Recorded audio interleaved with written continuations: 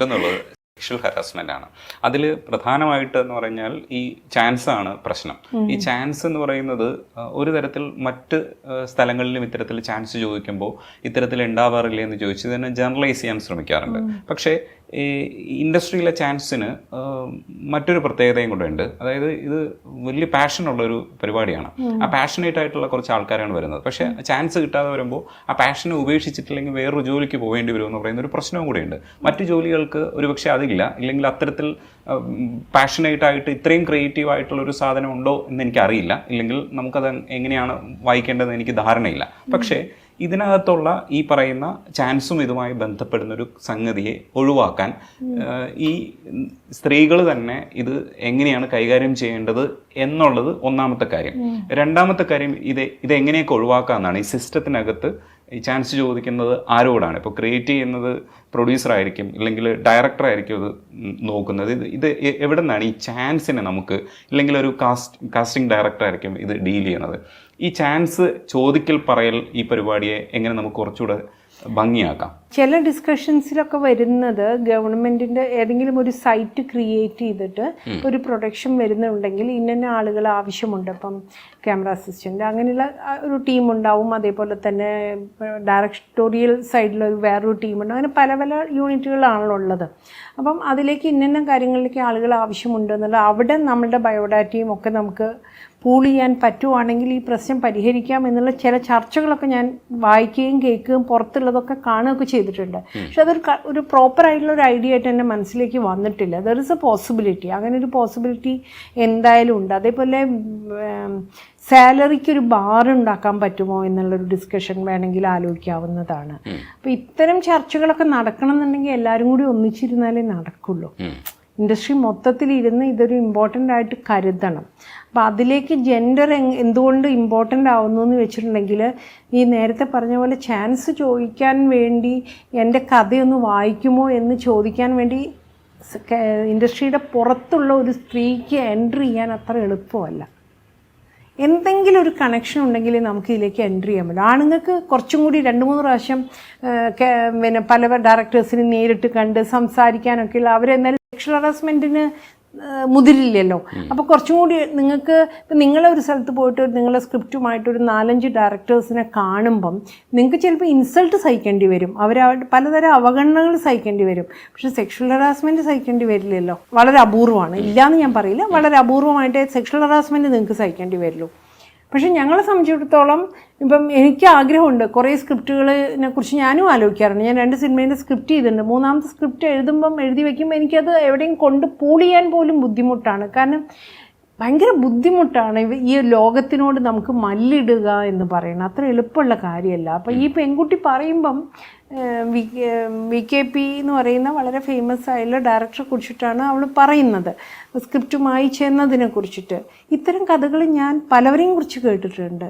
അപ്പം ഞങ്ങളുടെ ഇടയിൽ ഇത്തരം കഥകൾ വളരെ കോമൺ ആണ്. സ്ത്രീകൾ പരസ്പരം പറയും, ഇന്ന ആളെടുത്ത് പോയി, അല്ലെങ്കിൽ അതിന് ശേഷം അയാൾ ഇന്ന മെസ്സേജസ് ചെയ്തു എന്നൊക്കെ. അപ്പം ചാൻസ് ചോദിക്കുക എന്ന് പറഞ്ഞാൽ ആക്ടിങ്ങിൻ്റെ ചാൻസ് മാത്രമല്ല, ഞാൻ ഡയറക്ടർ അസിസ്റ്റൻ്റ് ആയിക്കോട്ടെ, അല്ലെങ്കിൽ ഞാൻ സ്ക്രിപ്റ്റ് റൈറ്റർ ആയിക്കോട്ടെ, അല്ലെങ്കിൽ ഞാൻ അങ്ങനെ ചോദിക്കുന്ന കുറേ പെൺകുട്ടികൾ ഇപ്പോൾ കേരളത്തിലുണ്ട്. കാരണം വളരെ ക്രിയേറ്റീവ് സൈഡിൽ നിൽക്കുന്ന പെൺകുട്ടികൾ. അപ്പം ഞങ്ങളിപ്പോൾ വിചാരിക്കുന്നത് അത്തരം സ്ത്രീകൾക്ക് വേണ്ടി എന്താണ് ഇൻഡസ്ട്രി, എങ്ങനെയാണ് ഇതിലേക്കൊക്കെ എൻട്രി ചെയ്യേണ്ടത്.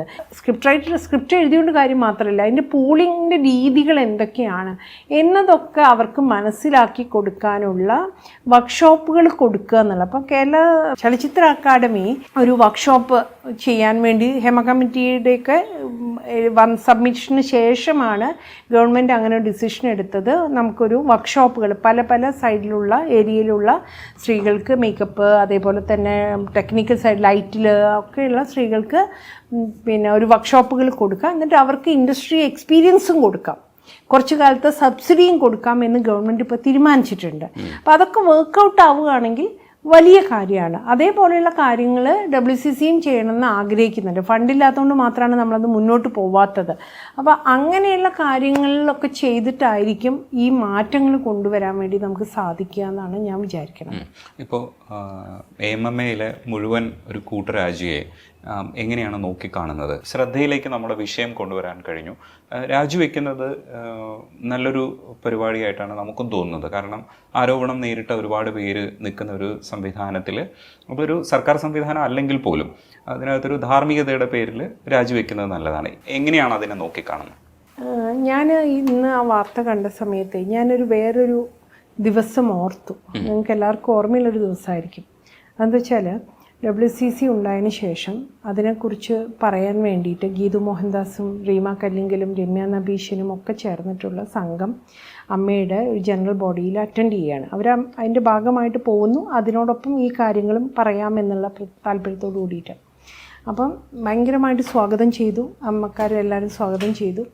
അത് കഴിഞ്ഞിട്ട് അവർ ഉച്ചയ്ക്ക് ശേഷം വന്ന സമയത്ത് ഞങ്ങൾ കേൾക്കുന്ന വാർത്ത എന്ന് പറയുന്നത് ദിലീപിന് വേണ്ടി, കുറ്റാരോപിതന് വേണ്ടിയിട്ട് ഇന്നത്തെ മന്ത്രിയായ ഗണേഷ് കുമാറും ഇന്നത്തെ MLA ആയുള്ള അതേപോലെ കുറ്റാരോപിതനുമായിട്ടുള്ള മുകേഷും എല്ലാം ഭയങ്കരമായിട്ട് വാദിക്കുകയും കുക്കു പരമേശ്വരനെ പോലെയുള്ള ആളുകൾ പുറകിൽ നിന്ന് കൂവുകയും ഒക്കെ ചെയ്യുന്ന ഒരു ചിത്രമുണ്ട് നമ്മുടെ മനസ്സിൽ. ആ ദിവസം എനിക്ക് നല്ല ഓർമ്മയുണ്ട്. അന്നത്തേയിൽ നിന്ന് ഇന്നത്തെ അമ്മയിലേക്ക് എത്തുമ്പം അതൊരു പോസിറ്റീവ് ചേഞ്ചാണെന്നാണ് ഞാൻ വിചാരിക്കുന്നത്. കാരണം ചില കാര്യങ്ങൾ ഇനി ആക്സെപ്റ്റ് ചെയ്യാതിരിക്കാൻ പറ്റില്ല എന്നുള്ളൊരു തോന്നൽ അവിടെയുള്ളവർക്ക് മനസ്സിലായി. ഇനി ചില കാര്യങ്ങൾ നമ്മൾ മൈൻഡ് ചെയ്യാതെ ഇങ്ങോട്ട് മുന്നോട്ട് പോവാം എന്ന് വിചാരിക്കില്ലേ? അങ്ങനെയായിരുന്നു തുടക്കത്തിലൊക്കെ തന്നെ. അവരെല്ലാവരും വിചാരിക്കുക ഓർഗനൈസേഷൻ്റെ ഇൻറ്റേർണൽ കാര്യങ്ങളിൽ അഭിപ്രായം പറയാൻ എനിക്കൊരു താല്പര്യമില്ല. പക്ഷെ ഞാനൊരു പുറത്ത് നിൽക്കുന്ന ഒരാൾ എന്നുള്ള നിലയ്ക്ക് മാത്രം പറയുന്ന കാര്യമാണ്. ഞാനതിനെ പോസിറ്റീവായിട്ടുള്ളൊരു ചേഞ്ചായിട്ട് ഒരു ഭാഗത്ത് കാണുമ്പോൾ തന്നെ ഉത്തരവാദിത്തങ്ങളിൽ നിന്ന് ഒഴിയാൻ ഈ ഒരു തീരുമാനം കൊണ്ട് കഴിയില്ല എന്ന് ഞാൻ ഓർമ്മിപ്പിക്കാനും ആഗ്രഹിക്കുകയാണ്. അത്ര എളുപ്പമല്ല. രാജിവെച്ചതുകൊണ്ട് ഇതുവരെ ചെയ്ത കാര്യങ്ങളിൽ നിന്നൊന്നും രക്ഷപ്പെടാൻ പറ്റില്ല. രാജിവെക്കുന്നത് ആളുകളുടെ മുന്നിലേക്ക് വരാതിരിക്കുക. ഇനി ഓരോ സംഭവം ഉണ്ടായിട്ട് രാജിവെക്കുന്നതിനെക്കാട്ടും നല്ലത് ആദ്യം തന്നെ അങ്ങോട്ട് രാജിവെച്ച് പോവുകയാണല്ലോ എന്നുള്ള തീരുമാനത്തോടു കൂടിയായിരിക്കാം ചിലപ്പോൾ രാജിവെച്ചത്. അല്ലെങ്കിൽ വളരെ പോസിറ്റീവായിട്ട് നമ്മൾ കാണുകയാണെങ്കിൽ ഇതിൻ്റെ ഉത്തരവാദിത്തം ഏറ്റെടുത്ത് അവർ രാജിവെച്ചതായിരിക്കാം. ഏതായാലും ഒരു സംഘടനയും ഇല്ലാതെയാവുകയല്ല വേണ്ടത്. സംഘടനകൾ ശുദ്ധീകരിച്ച് മുന്നോട്ട് വരിക വേണ്ടത്. കുറച്ചും കൂടി മെച്ചപ്പെട്ട രീതിയിൽ അത് വർക്ക് ചെയ്യുക വേണ്ടത്. കാരണം അമ്മ കുറേ കാര്യങ്ങൾ ചെയ്യുന്നുണ്ട്. അപ്പം അതൊക്കെ ഇനിയും കണ്ടിന്യൂ ചെയ്യേണ്ടതുണ്ടല്ലോ. അതിനുള്ളൊരു കുറച്ചും കൂടി സെൻസിബിളായിട്ടുള്ള, ജെൻഡർ സെൻസിറ്റീവായിട്ടുള്ള ഒരു ഗ്രൂപ്പ് ഓഫ് ആളുകൾ അമ്മയിൽ ഉണ്ടായി നേതൃത്വത്തിലേക്ക് വരട്ടെ. സ്ത്രീകൾ എന്ത് പറഞ്ഞാലും ഞങ്ങൾ മൈൻഡ് ചെയ്യില്ല. അതേപോലെ തന്നെ വളരെ സ്ത്രീവിരുദ്ധമായ മൊഴികൾ കൊടുത്ത് സ്ത്രീകളോടൊപ്പം നിൽക്കാതിരിക്കുന്ന രീതിയിലുള്ള മനുഷ്യരിൽ നിന്ന് അമ്മ കുറച്ചും കൂടി ജെൻഡർ സെൻസിറ്റീവായിട്ട് മാറും എന്ന് തന്നെയാണ് ഞാൻ പ്രതീക്ഷിക്കുന്നത്. അതിൽ പക്ഷേ പ്രഷർ ചെയ്തത് ഇപ്പോൾ ജഗദീഷ് ചേട്ടൻ്റെ കമൻറ്റ് വരുന്നു, അതിനുശേഷം ഉർവശി ചേച്ചി ഇടപെടുന്നു. അപ്പം ഇത്തരത്തിലുള്ള പ്രഷർ പോയിന്റ് ഉള്ളിൽ നിന്ന് സംഭവിച്ചപ്പോഴാണ് ആ സംഘടനയ്ക്കുള്ളിലും അതൊരു പ്രഷറായി മാറിയതെന്നാണ് നമ്മൾ മനസ്സിലാക്കുന്നത് പുറത്ത് നിന്നിട്ട്. അപ്പം ഈ പ്രഷർ പോയിന്റ്സ് വർക്കൗട്ട് ആയതുകൊണ്ടാണ് സത്യത്തിൽ നമുക്ക് പറ്റിയത്. അതിന് പുറത്തു നിന്ന് പ്രഷർ ചെയ്യാൻ ഹേമ കമ്മിറ്റി റിപ്പോർട്ടും അതിനെ തുടർന്ന് വന്ന വെളിപ്പെടുത്തലുകൾക്കും കഴിഞ്ഞു എന്നുള്ളതാണ്. ഈ ഒരു രസമുള്ള ഒരു പരിപാടിയാണ് ഇപ്പം നടന്നുകൊണ്ടിരിക്കുന്നത്. പക്ഷേ ഇതിൻ്റെ ഒരു ഡ്രോബാക്ക് എന്ന് പറയുന്നത് ഇത് നമ്മൾ ഫോക്കസ് ഇല്ലാതെ ട്രോളുകളിലേക്കും മറ്റുമൊക്കെ പോകുമ്പോൾ ആളുകളൊക്കെ ശരിക്കും ശ്രദ്ധിക്കാൻ ശ്രമിക്കുന്നത് ഈ ആരാണ് പീഡിപ്പിക്കപ്പെട്ടത്, ആരാണ് ഇത് പീഡിപ്പിച്ചത്, ഇതൊക്കെ അറിയാനുള്ള ഒരു ക്യൂരിയോസിറ്റിയാണ് വാർത്തകളുടെ റേറ്റിങ്ങിലൊക്കെ പ്രതിഫലിക്കുന്നത്. അപ്പോൾ ഈ വാർത്തകളുടെ റേറ്റിങ്ങിൻ്റെയൊക്കെ സ്വഭാവം എന്ന് പറയുന്നത് സെക്ഷൽ ഹരാസ്മെൻ്റ് എന്ന് പറയുന്ന ഒരു വഴിയിലേക്ക് മാത്രം പോവുകയാണ്. ഇതായിരുന്നില്ല ഹേമ കമ്മിറ്റി റിപ്പോർട്ടും ഇല്ലെങ്കിൽ WCC ഉന്നയിച്ച പ്രശ്നങ്ങളും. ഈ പ്രശ്നങ്ങൾ ഈ കൂട്ടത്തിൽ നമുക്കിത് പബ്ലിസിറ്റി കിട്ടാൻ ഇതൊക്കെ നല്ലതാണെങ്കിലും സത്യത്തിൽ ഇതിനെ നമുക്ക് കുറച്ചുകൂടെ ഒന്ന് ഫോക്കസ് ചെയ്യേണ്ടതില്ലേ? അതിനുള്ള പണികൾ തന്നെയാണ് ഞങ്ങളെ സംബന്ധിച്ചിടത്തോളം ഞങ്ങൾ ചെയ്യുന്നത്. ഞങ്ങൾ മാക്സിമം ഹേമ കമ്മിറ്റി റിപ്പോർട്ടും ഞങ്ങൾ തന്നെ ഇൻഡസ്ട്രിയിൽ പഠിച്ചിട്ടുള്ള ഷിഫ്റ്റ് ഫോക്കസ് എന്ന് പറഞ്ഞുള്ള വേറൊരു റിപ്പോർട്ടുണ്ട്. വുമൻസ് ഡെവലപ്മെൻറ്റ് കോർപ്പറേഷൻ ചെയ്തിട്ടുള്ള മറ്റൊരു പഠനമുണ്ട്. ചില വർക്ക്ഷോപ്പിൻ്റെ ഭാഗമായിട്ട് നടത്തി. അപ്പോൾ ഇതെല്ലാം എടുത്തു വെച്ച് പഠിച്ച് നമുക്ക് യഥാർത്ഥത്തിൽ എന്താണ് ഈ ഇൻഡസ്ട്രിയെ മാറ്റുന്നതിൽ ഏത് രീതിയിൽ പോസിറ്റീവായിട്ട് പങ്കുവയ്ക്കാൻ പറ്റും, ഗവൺമെൻറ്റിൻ്റെ പോളിസി മേക്കിങ്ങിൽ ഇത് എങ്ങനെ റിഫ്ലക്റ്റ് ചെയ്യിപ്പിക്കാൻ പറ്റും എന്ന പണി സൈലൻ്റായിട്ട് ചെയ്യുക എന്നുള്ളതാണ് ഇപ്പോൾ WCC അംഗങ്ങൾ എന്നുള്ള നിലയ്ക്ക് ഞങ്ങൾ ആലോചിക്കുന്നത്. അല്ലാതെ ഈ ഒരു വേവിൻ്റെ ഒപ്പം നിൽക്കുക എന്നുള്ളത് നമ്മുടെ ഉദ്ദേശമേ അല്ല. ആളുകളെ ഉപദ്രവിക്കുക എന്നുള്ളതും ഞങ്ങളുടെ ഇൻഡസ്ട്രി എന്നുള്ള നിലയ്ക്ക് നമുക്ക് ഒന്നിച്ച് നിന്ന് പണിയെടുക്കേണ്ട ആളുകൾ തന്നെയാണ്. പരസ്പരം വഴക്കടിക്കുക എന്നുള്ളതല്ല. പിന്നെ ചില ആളുകൾ ഒന്നും മിണ്ടില്ല. അവർ സൊസൈറ്റിയിലെ എല്ലാ കാര്യങ്ങളോടും അവർക്ക് അഭിപ്രായം ഉണ്ടാവും. പക്ഷേ ഇത്തരം ഇഷ്യൂസ് വരുമ്പോൾ മിണ്ടാതിരിക്കുന്ന മനുഷ്യരുണ്ട്. അവരെ മിണ്ടിപ്പിക്കുക എന്ന് പറഞ്ഞാൽ അത്ര എളുപ്പമുള്ള കാര്യമല്ല. കൂട്ടത്തിലൊരു കാര്യം കൂടെ ഉള്ളത്, ഇപ്പം തുറന്നു പറച്ചിലുകൾ നടത്തിയിട്ടുള്ള സ്ത്രീകൾ മുന്നോട്ട് വന്നിട്ടുണ്ട്. അത് നമുക്കൊരു വലിയ ഒരു ആശ്വാസമാണ്, ഒരു സഹായകരമായ കാര്യമാണ്. അവർക്കും അത് എക്സ്പ്രസ് ചെയ്യാൻ കഴിഞ്ഞു. ഒപ്പം നിയമപരമായ നടപടികളിലേക്ക് മുന്നോട്ട് പോകാൻ തയ്യാറാവുന്ന സ്ത്രീകളും കൂടെയുള്ള അവരെയൊക്കെ WCC എങ്ങനെയാണ് എംപവർ ചെയ്യുന്നത്? ഇൻഫ്രാസ്ട്രക്ചർ ഒരുക്കി കൊടുക്കുമോ, അതേ നമ്മൾ മെൻ്റൽ സപ്പോർട്ട് മാത്രമേ ഉള്ളൂ? WCCക്ക് യഥാർത്ഥത്തിൽ അതിൽ കാര്യമായിട്ടൊന്നും ചെയ്യാൻ പറ്റില്ല. കാരണം അവർ നമുക്ക് വലിയൊരു പങ്ക് ആൾക്കാർ നമുക്ക് പരിചയം പോലും ഇല്ല. അതിൽ 1-2 പേരാണ് നേരത്തെ നമ്മൾ ഈ വാർത്തകൾ കണ്ടിട്ടുള്ള ആൾക്കാരും എന്തെങ്കിലും രീതിയിൽ കമ്മ്യൂണിക്കേറ്റ് ചെയ്തിട്ടുള്ള ആൾക്കാരും. രേവതി സമ്പത്തിൻ്റെ വിഷയം മാത്രമാണ് 2019 അവൾ ഫേസ്ബുക്കിൽ എഴുതിയ സമയത്ത് നമ്മൾ കണ്ടിട്ടുണ്ട്. ആ കാര്യം മാത്രമേ നമുക്കറിയുള്ളൂ. പക്ഷെ ബാക്കിയെല്ലാം നമുക്ക് പുതിയ സ്റ്റോറികൾ തന്നെയാണ്. ഇപ്പോൾ ഓരോ ദിവസവും ഓരോരുത്തർ പറയുന്നതും പുതിയ സ്റ്റോറികളാണ്. ഞാൻ മനസ്സിലാക്കുന്നത് അമ്മയിലും ധാരാളം കംപ്ലൈൻറ്റുകൾ അവരില്ല എന്ന് പറഞ്ഞാൽ പോലും അതൊക്കെ അവിടെ കിടക്കുന്നുണ്ട്. അതൊക്കെ എടുത്തു വെച്ച് നോക്കിയാൽ തന്നെ കുറേ പ്രശ്നങ്ങളെ പരിഹരിക്കാൻ പറ്റുമെന്ന് എനിക്ക് തോന്നുന്നു. ഇപ്പോൾ വന്നിട്ടുള്ള ആരോപണങ്ങൾക്കൊക്കെ പലപ്പോഴും തെളിവ് കണ്ടുപിടിക്കലോ ഒക്കെ പ്രോസസ്സ് ഭയങ്കര ബുദ്ധിമുട്ടുള്ള ഒരു പ്രോസസ്സ് ആയിരിക്കാമെന്നാണ് കരുതുന്നത്. അപ്പോൾ ഇതിൻ്റെ ഒരു അവസാന മെറിറ്റ് പരിശോധിക്കുമ്പോൾ കുറച്ച് നാൾ കഴിയുമ്പോഴത്തേക്ക് ഇതങ്ങനെയല്ലേ, ഇതിങ്ങനെയല്ലേ, ഇപ്പോൾ എന്തായി എന്നൊക്കെ ചോദിക്കുന്ന ഒരു അവസ്ഥയിലേക്ക് എത്തുമ്പോൾ നമുക്കതൊരു ഒരു ഒരു പ്രശ്നമായിട്ട് വരുമോ? ഞാൻ വിചാരിക്കുന്നത് ലീഗൽ ഫൈറ്റിന് പോകുന്ന സ്ത്രീകൾ അതിന് പോട്ടെ. അതത്ര എളുപ്പമുള്ള കാര്യമല്ല.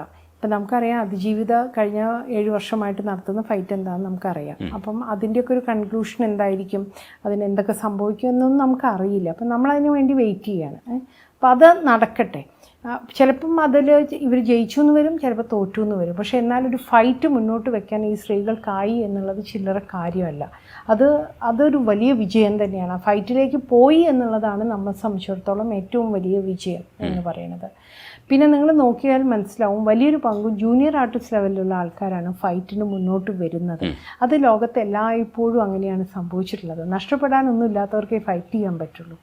ഞങ്ങളെ സംബന്ധിച്ചിടത്തോളം WCCയെ സംബന്ധിച്ചിടത്തോളം ഇപ്പം അങ്ങനെ ആയിട്ടുണ്ട്. കാരണം നമ്മളത് എങ്ങോട്ട് എന്നുള്ള രീതിയിലാണ് നമ്മളെ ജീവിതം പലപ്പോഴും മുന്നോട്ട് പോയിക്കൊണ്ടിരിക്കുന്നത്. നിരന്തരമായിട്ടുള്ള സൈബർ അറ്റാക്കുകളിലൂടെ ഞങ്ങളുടെ എല്ലാ മെമ്പേഴ്സും പല കാലങ്ങളിലായിട്ട് കടന്നു പോകേണ്ടി വന്നിട്ടുണ്ട്. പക്ഷേ ചിലപ്പോൾ തകർന്നിട്ടുണ്ട്, തളർന്നിട്ടുണ്ട്, ചിലർ വിട്ടുപോയിട്ടുണ്ട്. പക്ഷെ അങ്ങനെ ആവുമ്പോൾ പോലും ഒരു ലോങ് ടേമിൽ ഒരു ചേഞ്ചസ് കൊണ്ടുവരാൻ വേണ്ടിയിട്ട് ആറ്റിറ്റ്യൂഡിൽ ചേഞ്ചസും കൊണ്ടുവരണം, ഇൻഡസ്ട്രിയിൽ സിസ്റ്റമാറ്റിക് ചേഞ്ചും കൊണ്ടുവരണം. 2 ചേഞ്ചസാണ് സിനിമ ഇൻഡസ്ട്രിയിൽ കൊണ്ടുവരേണ്ടത്.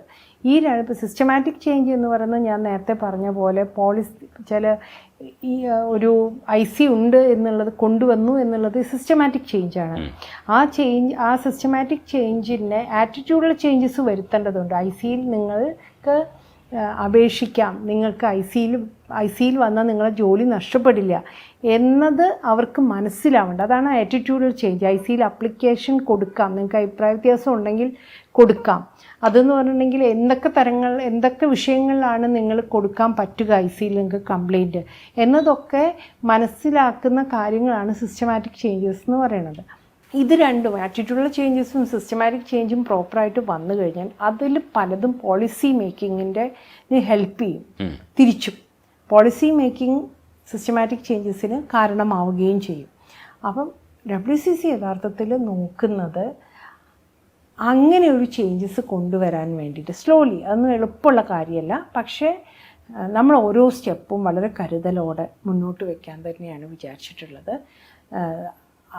അതൊരു ചെറിയ സംഘമാണ്, ഹൊറിസോണ്ടൽ ലെവലിൽ വർക്ക് ചെയ്യുന്ന. നമ്മൾ പവർ സ്ട്രക്ചർ, നിങ്ങളുടെ സെക്രട്ടറി ആരാ, നിങ്ങൾ എല്ലായ്പ്പോഴും കോർ കമ്മിറ്റിയിൽ നിന്ന് എന്തിനാണ് എഴുതുന്നത്, അല്ലെങ്കിൽ MC എന്തിനാണ് എഴുതുന്നത്, ഒരാളുടെ പേരെഴുതിക്കൂടെ, പേരെഴുതിയാലല്ലേ അതിനൊരു അതോറിറ്റി ഉണ്ടാവുള്ളൂ എന്നൊക്കെയുള്ള ചോദ്യങ്ങൾ ഞങ്ങൾക്ക് വരാറുണ്ട്. പക്ഷെ ഞങ്ങൾ വിചാരിക്കുന്നത് ഇതൊരു കറക്റ്റീവാണ്. ഞങ്ങളെല്ലാവരും ഒന്നിച്ചിട്ട് തന്നെയാണ് ഇതിലൊരു പല ഡിസിഷൻസും എടുക്കുന്നത്. അത് ഞങ്ങളുടെ തീരുമാനമാണ്, അത് വർക്ക് ആവുന്നുണ്ട്. അങ്ങനെയും സംഘടനകൾക്ക് പ്രവർത്തിക്കാമെന്നുള്ളത് ഞങ്ങൾക്ക് ഈ 5 വർഷം കൊണ്ട് തെളിയിക്കാൻ വേണ്ടി പറ്റിയിട്ടുണ്ട്. അതിന് യാതൊരു കുഴപ്പമില്ല. എല്ലായ്പ്പോഴും വളരെ സ്മൂത്ത് ആവണമെന്നില്ല. പക്ഷെ അത് കഴിഞ്ഞ 5 വർഷം കൊണ്ട് അടികൂടിയും അഭിപ്രായ വ്യത്യാസങ്ങൾ പറഞ്ഞും എല്ലാമാണ് അതിലേക്ക് നമ്മൾ എത്തുന്നത്, എല്ലാ സംഘടനകളിലും എന്ന പോലെ തന്നെ. പക്ഷെ ഭയങ്കര ഇൻട്രസ്റ്റിംഗ് ആയിട്ടുള്ളൊരു ജേർണി ആയിരുന്നു ഞങ്ങളെ സംബന്ധിച്ചിടത്തോളം. എന്താ പറയുക, രാവിലെ എഴുന്നേറ്റാൽ ആദ്യം നോക്കുന്നത് അവർ എന്ത് പറഞ്ഞു ഓരോ കാര്യത്തിലും എന്ന് തന്നെയാണ്. അപ്പം ഈ ഒരു മാറ്റം ഉണ്ടാക്കാനുള്ള ആ ജേണീൻ്റെ ഒപ്പം ഉണ്ടായി എന്നുള്ളതാണ് എൻ്റെ ജീവിതത്തിൽ ഏറ്റവും ഇമ്പോർട്ടൻ്റ് ആയിട്ടുള്ള കാര്യമായിട്ട് ഞാൻ കരുതുന്നത്. അതേ സംബന്ധിച്ച് 1-2 കാര്യങ്ങളുണ്ട്. പക്ഷേ അതിന് മുമ്പ് ഒരു കാര്യം കൂടെ, അങ്ങോട്ടും ഇങ്ങോട്ടും ട്രോളുന്ന കൂട്ടത്തിൽ സജിത മഠത്തിലിൻ്റെ ഫേസ്ബുക്ക് പോസ്റ്റിനകത്ത് ഹണ്ടിൻ്റെ പോസ്റ്റ് ഷെയർ ചെയ്തിട്ട്, ഇത് ഞാൻ പ്രത്യേകിച്ച് ഒരു ഉദ്ദേശവും ഇല്ലാതെയാണ് ഇത് ഷെയർ ചെയ്തത് എന്നാണ്, ഹണ്ടെന്നായിരുന്നു ആ വാക്ക്. അത് അല്ല, അത് ഒരു പിന്നെ ഭാവനയുടെ ഒരു സിനിമയുടെ പോസ്റ്റർ, സിനിമ ഹണ്ടിന്റെ പോസ്റ്റർ. അത് ഷെയർ ചെയ്യുമ്പോൾ തീർച്ചയായിട്ടും അതൊരു ട്രോളാണ്, അത് മൂർച്ചയുള്ളൊരു ട്രോളാണ്. അങ്ങോട്ടും ഇങ്ങോട്ടും ഈ ട്രോൾ ചെയ്യുമ്പോൾ ഈ വിഷയത്തിന്റെ ഗൗരവത്തെ എങ്ങനെയാണ് ട്രോളുകൾ ചില സമയത്ത് നമ്മൾ ലൈറ്റ് ആയിട്ടും കാര്യങ്ങൾ അതുണ്ടല്ലോ, നമ്മൾ എല്ലാ കാര്യങ്ങളും ഇങ്ങനെ നമ്മൾ വളരെ സീരിയസ് ആയിട്ടുള്ള പോസ്റ്റുകൾ ഇടാറുണ്ട്. ഞാൻ എപ്പോഴും വളരെ സീരിയസ് ആയിട്ടുള്ള നോട്ടുകൾ ഇടുന്ന ആളാണ്. പക്ഷെ ഞാൻ വളരെ ഹ്യൂമറോടുകൂടി ലോകത്തെ കാണുകയും ആളുകളോട് സംസാരിക്കുകയും ചെയ്യുന്ന ആളും കൂടിയാണ്. ഞാൻ എപ്പോഴും ഇങ്ങനെ സീരിയസ് ആയിട്ടുള്ള ഒരാളൊന്നുമല്ല. അപ്പോൾ ചില സമയത്ത് ഞാൻ അങ്ങനെ ഒരു പോസ്റ്റ് ഇടും. കാരണം വെച്ചാൽ എന്നെ അറിയുന്ന ആളുകൾക്ക് അറിയാം, ഞാൻ അങ്ങനെയാണ് പലപ്പോഴും വളരെ ഇമ്പോർട്ടൻ്റ് ആയിട്ടുള്ള കാര്യങ്ങൾ ചിലപ്പോൾ കമ്മ്യൂണിക്കേറ്റ് ചെയ്യാറ്. ഓരോരോ വഴികളാണ്. അതേപോലെ തന്നെ ഇപ്പോൾ പല തരത്തിൽ ഇത് ഡിസ്കഷൻ നടക്കുമ്പോൾ ആദ്യഘട്ടത്തിൽ മഞ്ജു വാര്യർ ഇതിന് WCC രൂപീകരണവുമായി ബന്ധപ്പെട്ട് ഇനിഷ്യേറ്റ് ചെയ്ത ഒരാളാണ്. പക്ഷെ പിൽക്കാലഘട്ടത്തിൽ മഞ്ജു വാര്യരുടെ പേരോ ഇല്ലെങ്കിൽ ഇപ്പോൾ ട്രോളുന്നവരുടെ മഞ്ജു വാര്യർക്ക് ചില സൗകര്യങ്ങളുണ്ടായി, അതുകൊണ്ട് അയാൾ മാറിയിരുന്നു. ഇത് വ്യക്തിപരമായ ഒരു സാധനം മാത്രമല്ല, കാരണം ഇത് അങ്ങനെ ഒരു ഇനിഷ്യേറ്റീവിൻ്റെ പുറത്താണ് ഇത് ഉണ്ടാവുന്നത്. ചിലരൊക്കെ അതിന് ഐക്കൺ ആവേണ്ടി വന്നിട്ടുണ്ട്. ഇപ്പോൾ പാർവതി ചില സഫറിങ്സ് ചെയ്തിട്ടുണ്ട് എന്ന ഡിസ്കഷനും നടക്കുന്നുണ്ട്. അപ്പം അത് പ്രധാനപ്പെട്ട റോളുകൾ ചെയ്യുന്ന ആൾക്കാർക്ക് കിട്ടുന്ന ഒരു അറ്റൻഷൻ കൂടിയാണ്. അത് നമ്മൾ ഇത്തരത്തിൽ കൺവേർട്ട് ചെയ്യേണ്ടതുണ്ട്. ഈ സ്പേസിലൊക്കെ വരുമ്പോൾ ഇങ്ങനെ വിട്ടുപോയവരൊക്കെ മാനസികമായി വിഷമിപ്പിച്ചിട്ടുണ്ടാവും. അപ്പോഴും ഈ ഒരു കളക്റ്റീവ് കൃത്യമായിട്ടുള്ളൊരു നിയമമില്ലാതെ ഒരു സംവിധാനം, ഒരു സിസ്റ്റം എന്ന് പറയുന്ന ഒരു സിസ്റ്റത്തിനുള്ളിൽ പ്രവർത്തിക്കാതെ ഇത് സിസ്റ്റമാറ്റിക് ആയിട്ട് പ്രവർത്തിച്ചുകൊണ്ടിരുന്നു എന്നുള്ളതാണ്. അതാണോ ഇതിൻ്റെ ഒരു സൗന്ദര്യം എന്ന് പറയുന്നത്? ഞാൻ SFIയിലൂടെയൊക്കെ സാമൂഹ്യ രംഗത്ത് പ്രവർത്തിക്കാൻ വന്നത്. പിന്നെ പരിഷത്തിൽ വളരെ ആക്റ്റീവാണ്, ശാസ്ത്രാഹിത്യ പരിഷത്തിൽ ഭയങ്കര ആക്റ്റീവ്. NGO യൂണിയനിൽ മെമ്പറായിരുന്നു, ഒരു കാലത്ത് പാർട്ടി മെമ്പറായിരുന്നു. അപ്പം പല രീതിയിൽ രാഷ്ട്രീയ പ്രവർത്തനവും സാമൂഹ്യ പ്രവർത്തനവും നടത്തിയിട്ടുള്ള ആളാണ്. എൻ്റെ അമ്മ വളരെ ആക്റ്റീവായിട്ട് ഇത്തരം കാര്യങ്ങളൊക്കെ ചെയ്തുകൊണ്ടിരുന്ന ആളായിരുന്നു. അപ്പോൾ ആ ഒരു അന്തരീക്ഷത്തിലാണ് ഞാൻ വളരെ ഒക്കെ ചെയ്തിട്ടുള്ളത്. പക്ഷേ WCC ആസ് എൻ ഓർഗനൈസേഷൻ എനിക്ക് തന്ന ലേണിംഗ്, അത് തന്ന സന്തോഷം എനിക്ക് വേറെ ഒരു ഓർഗനൈസേഷനും കിട്ടിയിട്ടില്ല. കാരണം അതൊരു കൂട്ടായ്മയുടെ, നമ്മൾ സ്വയം പഠിച്ചെടുക്കുവാണ്. ഇതിൽ വന്നിട്ടുള്ള വലിയൊരു പങ്കാളികളും ഇത്തരം ബാക്ക്ഗ്രൗണ്ടുകളൊന്നും ഉണ്ടാവണമെന്നില്ല. അവർക്ക് ആകെയുള്ള ആ പെർട്ടിക്കുലർ അവൾക്കൊപ്പം നിൽക്കുക എന്നുള്ള ഉദ്ദേശത്തോടു കൂടി വന്നിട്ടുള്ള ആൾക്കാരുണ്ടാവാം. അല്ലെങ്കിൽ ഇൻഡസ്ട്രിയിലൊരു ഇത്രയും വലിയ മാറ്റങ്ങൾ ഉണ്ടാക്കണമെന്ന് നേരത്തെ തീരുമാനിച്ചിട്ടൊന്നും അല്ലല്ലോ എല്ലാവരും കൂടുന്നത്. നമ്മൾ ഇതിലൊരു പ്രോബ്ലം ഉണ്ട്, ഈ സിസ്റ്റത്തിന് എന്തോ പ്രോബ്ലം ഉണ്ട് എന്ന തോന്നലോടുകൂടി വന്ന ആൾക്കാരാണ് വലിയൊരു പങ്കാൾക്കാരും. പക്ഷെ ഞങ്ങൾ തന്നെ എത്ര മാറി. ഓരോരുത്തരും ഇപ്പം നിങ്ങൾ എവിടെ വെച്ച് സംസാരിച്ചാലും ഞങ്ങൾക്ക് എല്ലാവരും ഏകദേശം ഒരേ കാര്യങ്ങളായിരിക്കും പറയുക. അതിന് കാരണം എന്താ വെച്ചാൽ ഞങ്ങളുടെ ആ ഒരു കൂട്ടായ്മയിൽ അത് പോസിബിളായി. ഇപ്പം നമുക്ക് പരസ്പരം സംസാരിച്ചും ചിന്തിച്ചും അഭിപ്രായ വ്യത്യാസങ്ങൾ കേട്ടും അപ്പം ആ ഒരു സംഗതി പല ഓർഗനൈസേഷനിലും ഞാൻ കണ്ടിട്ടില്ല. ഞാൻ ഇതിന് മുമ്പ് പ്രവർത്തിച്ച പല സംഘടനകളിലും ഇല്ലാത്തതും ഇവിടെ ഉള്ളതുമായിട്ടുള്ള കാര്യം എന്ന് പറയുന്നത് ഇപ്പം എനിക്ക് വളരെ സ്ട്രോങ് ഒപ്പീനിയൻ ഉണ്ടാവും, പക്ഷേ തീർത്തും വ്യത്യസ്തമായുള്ളൊരു ഒപ്പീനിയൻ അവിടെ വന്നു കഴിഞ്ഞാൽ എല്ലാവരും ഇത് കേൾക്കുന്നത് കാണാം. അപ്പോൾ എല്ലാവരും അങ്ങനെ ആയിക്കൂടെ, ഇങ്ങനെ ആയിക്കൂടെ, അതിങ്ങനെ ആയാൽ അത് കുറച്ചുകൂടി നന്നാവില്ലേ എന്ന രീതിയിൽ സംസാരിച്ച് ഒരു ഈഗോയും ഇല്ലാതെ, വലിപ്പച്ചെറുപ്പങ്ങളില്ലാതെ, ഈഗോ ഇല്ലാതെ സംസാരിച്ച് മനസ്സിലാക്കാൻ ശ്രമിക്കുന്ന ഒരു സംഘമാണത്. എനിക്കത് ഉറപ്പിച്ച് പറയാൻ പറ്റും, കാരണം ഞാൻ മറ്റു തരം ഓർഗനൈസേഷന് പണിയെടുത്തിട്ടുള്ള ഒരാളാണ്. അതുകൊണ്ട് എനിക്ക് നന്നായിട്ട് പറയാൻ പറ്റും, അതാണ് ഈ ഓർഗനൈസേഷന് ഇന്ന് എന്തെങ്കിലും ചെയ്യാൻ പറ്റിയിട്ടുണ്ടെങ്കിൽ അതിന് കാരണം അത് തന്നെയാണ്. പിന്നെ നേരത്തെ ചോദിച്ച പോലെ നമ്മളെ കൂടെ കുറേ മനുഷ്യരുണ്ട്. ചിലപ്പം ചില മനുഷ്യർക്ക് ഇപ്പോൾ ഒരു കാലത്ത് എനിക്ക് ഭയങ്കര ആക്റ്റീവ് ആവാൻ പറ്റിക്കൊള്ളണമെന്നില്ല. എൻ്റെ പേഴ്സണൽ ലൈഫിലുണ്ടായിട്ടുള്ള എന്തെങ്കിലും പ്രശ്നങ്ങൾ കൊണ്ടോ അല്ലെങ്കിൽ എൻ്റെ കരിയറിലുണ്ടായിട്ടുള്ള എന്തെങ്കിലും പ്രശ്നങ്ങൾ കൊണ്ടോ എനിക്ക് ഭയങ്കര ആക്റ്റീവ് ആവാൻ പറ്റിക്കൊള്ളണമെന്നില്ല. അതിൻ്റെ അർത്ഥം ഞാൻ അവിടെ ഇല്ല എന്നുള്ളതല്ല. ഞാൻ വല്ലപ്പോഴൊക്കെ ഒന്ന് എന്തി വലിഞ്ഞ് നോക്കിയിട്ട് പോരുന്നുണ്ടാവും. ചില ആളുകൾ ആ സമയത്ത് അതിന് പകരമായി വേറൊരാൾ ഭയങ്കര ആക്റ്റീവായിരിക്കും. ഇങ്ങനെയാണ് അത് പോയിക്കൊണ്ടിരിക്കുന്നത്. അപ്പം മഞ്ജു ആണെങ്കിൽ മഞ്ജു അവിടെ ഉണ്ട്. പക്ഷെ മഞ്ജുവിന് പഴയതുപോലെ ചിലപ്പം തിരക്കിൻ്റെ ഇടയിൽ അത് പറ്റിക്കൊള്ളുന്നുണ്ടാവില്ല. പക്ഷെ അവർ ഒരിക്കലും WCCയെ തള്ളി പറഞ്ഞതായിട്ട് എനിക്ക് തോന്നിയിട്ടില്ല. തിരിച്ച് WCCയും തള്ളി പറഞ്ഞിട്ടില്ല. ഞങ്ങൾ പരസ്പരം കൈ പിടിക്കേണ്ട സ്ഥലത്തൊക്കെ കൈ പിടിച്ചിട്ടുണ്ട്, ഒന്നിച്ചു നിന്നിട്ടുണ്ട്. അങ്ങനെയാണ് അത് വേണ്ടതെന്നാണ് ഞാൻ വിചാരിക്കുന്നത്. അതിപ്പോൾ രഞ്ജിനി WCC ഇംപ്ലീഡ് ചെയ്തിട്ടുള്ള ഒരു കേസിൽ രഞ്ജിനി വന്നിട്ട് പറഞ്ഞു ഞങ്ങൾ WCC മെമ്പറാണ്, വളരെ പ്രിയപ്പെട്ട WCC മെമ്പറാണ്. അവർ വന്നിട്ട് പറഞ്ഞു എനിക്കത് കണ്ടതിന് ശേഷം മാത്രമേ ഇത് ഇറങ്ങാൻ പാടുള്ളൂ എന്ന് പറഞ്ഞു. പക്ഷെ നമ്മളൊരിക്കലും അതിനെ കുറ്റപ്പെടുത്തിയിട്ടില്ല. കാരണം ഞങ്ങൾക്ക് അറിയാം എന്തുകൊണ്ട് അവരത് പറയുന്നു എന്നുള്ളത്. അവർ കടന്നു പോകുന്ന ഒരു ട്രോമ എന്താണെന്നുള്ളത് മനസ്സിലാക്കാനുള്ള ബുദ്ധി ഞങ്ങൾക്കുണ്ട്. കാരണം സ്ത്രീകൾ എന്നുള്ള നിലയ്ക്ക് നമുക്കത് മനസ്സിലാവണം. അതിൽ രാഷ്ട്രീയം ഒന്നും ഈഗോയും ഒന്നും വെച്ചിട്ട് കാര്യമില്ല. അപ്പം നമ്മളവരെ മനസ്സിലാക്കിക്കൊണ്ട് തന്നെ ആസ് എ ഓർഗനൈസേഷൻ നമ്മൾ ഇതിൽ സ്റ്റാൻഡ് എടുത്തു, ഇത് പുറത്തു വരണം എന്നുള്ളത്. പുറത്തു വരുന്ന കാര്യത്തിൽ ചില പേരുകൾ കൂടെ പുറത്തു വന്നാൽ നന്നായിരുന്നു എന്നാണ് പൊതുസമൂഹം വിശ്വസിക്കുന്നത്. അവരെയൊക്കെ മറച്ചു പിടിക്കേണ്ടതില്ല, സർക്കാർ അത് പൂഴ്ത്തി വെക്കേണ്ടതില്ല എന്നൊക്കെ പറയുന്നത് റൈറ്റ് ഇൻഫർമേഷൻ്റെ പരിധിയിലൊക്കെ വരുന്ന കാര്യങ്ങളാണ്. പക്ഷേ ഇതിനോടുള്ള സമീപനം എന്താ? എനിക്ക് തോന്നുന്നു റൈറ്റ് ഫോർ ഇൻഫർമേഷൻ്റെ പരിധിയിൽ വരുന്ന കാര്യങ്ങളിൽ ഞാൻ വിശ്വസിക്കുന്നുണ്ട്. അങ്ങനെ ഒരാളുടെ പ്രൈവസിയെ ബാധിക്കുന്ന കാര്യങ്ങൾ പുറത്തു വരേണ്ടതില്ല. നമ്മുടെ ഉദ്ദേശം അതല്ല. നമ്മുടെ ഉദ്ദേശം എന്ന് പറയുന്നത് ഇൻഡസ്ട്രിയിലുള്ള വലിയൊരു മാറ്റത്തിന് വേണ്ടിയിട്ടുള്ള പണിയെടുക്കുക, അത് ക്ലീനപ്പ് ചെയ്യാനുള്ള പണിയെടുക്കുക എന്നുള്ളതാണ്. ഇത് വന്നു ഇതിനിപ്പോൾ എന്ത് സംഭവിക്കണം എന്നുള്ളത് ഇനി ഞാൻ ലീഗൽ പേഴ്സൺ അല്ല, ലീഗൽ എക്സ്പേർട്ടീസ് എനിക്കില്ല. അപ്പം അതുകൊണ്ട് തന്നെ എനിക്ക് പറയാൻ പറ്റില്ല, അല്ലെങ്കിൽ WCCയിൽ ആർക്കും പറയാൻ പറ്റില്ല ഇത് ഇങ്ങനെ തന്നെ വരണം എന്നുള്ളത്. അപ്പം നമ്മളത് പൂർണ്ണമായിട്ടും ഗവൺമെൻറ്റിനെയും അതേപോലെ കോടതിയെയും വിശ്വസിച്ച് നിൽക്കുക എന്നുള്ളതേ നമുക്കത് ചെയ്യാൻ പറ്റുള്ളൂ. നമുക്ക് പ്രതീക്ഷ ഗവൺമെൻറ്റിലും കോടതിയിലും തന്നെയാണ്. അതിലൊരു വലിയ മാറ്റങ്ങൾ ഉണ്ടാക്കാൻ വേണ്ടി അവർക്കറിയാലോ അതെന്താ ചെയ്യേണ്ടതെന്നുള്ളത്.